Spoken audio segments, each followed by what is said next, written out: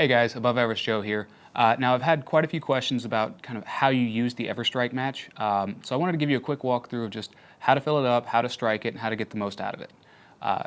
So I've got my Everstryke Match here. Now the first thing you're going to need to do is fill it up with fluid. It does not come with fluid in it, so please don't try to strike it before you add fluid to it.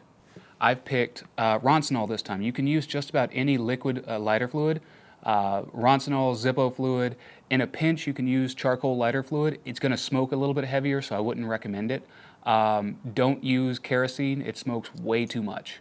So the first thing you're going to need to do is open your lighter fluid and put it into your Everstryke Match.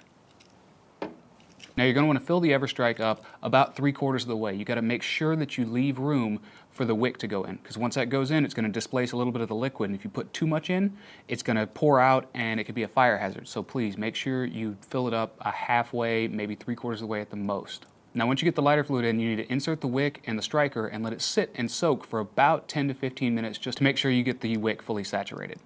Now once it's full and saturated, it's ready to use. The next thing you're going to want to do is, if you look at the ferro rod, you'll notice it's black. It needs to be silver. There's a protective coating on it that needs to be scraped off.